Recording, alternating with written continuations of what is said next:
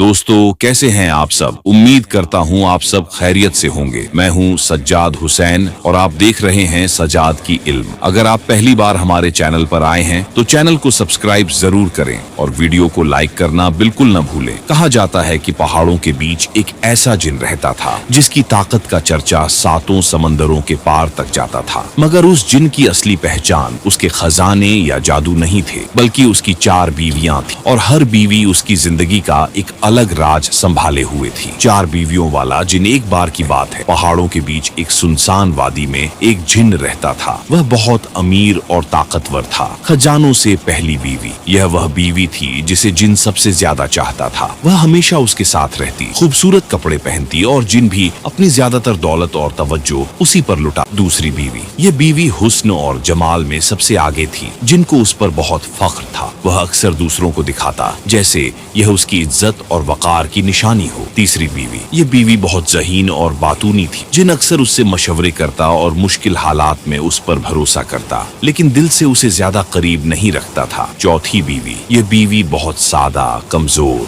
और खामोश मिजाज की थी, जिन उसे हमेशा नजरअंदाज करता, उसे कभी अच्छा खाना या अच्छे कपड़े नहीं देता। वह बेचारी खामोशी से सब सहती और फिर भी वफादारी से उसके साथ रहती। वक्त गुजरता गया और एक दिन जिनको खबर मिली कि उसकी मौत करीब है, वह घबरा गया और सोचने लगा, मेरे बाद कौन मेरे साथ जाएगा, कौन मेरा साथ देगा। सबसे पहले वह पहली बीवी के पास गया और कहा, मैंने तुम्हें सबसे ज्यादा चाहा, तुम्हें सब कुछ दिया, क्या तुम मेरे साथ कब्र तक चलोगी? बीवी ने मुंह मोड़कर कहा, नहीं, जैसे ही तुम मरोगे मैं किसी और की हो जाऊंगी। जिनका दिल टूट गया। फिर वह दूसरी बीवी के पास गया। उसने कहा, मैंने तुम्हें इज्जत दी, सबको दिखाया, क्या तुम मेरा साथ दोगे? उसने तंजिया हंसी के साथ जवाब दिया, जनाब, आपकी मौत के बाद मैं किसी और से शादी कर लूंगी। जिनके कदम डगमगा गए। मायूस होकर वह तीसरी बीवी के पास गया। उसने कहा, तुम हमेशा मेरा सहारा रही, क्या तुम कब्र तक मेरा साथ दोगी? बीवी ने अफसोस से जवाब दिया, मैं बस तुम्हें कब्र तक छोड़ सकती हूँ, उसके बाद तुम्हें अकेले जाना होगा। अब जिनकी आंखों में आंसू आ गए, लेकिन अचानक पीछे से एक कमजोर सी आवाज आई। ये चौथी बीवी थी। उसने कहा, मैं तुम्हारे साथ जाऊंगी, चाहे दुनिया छोड़नी पड़े,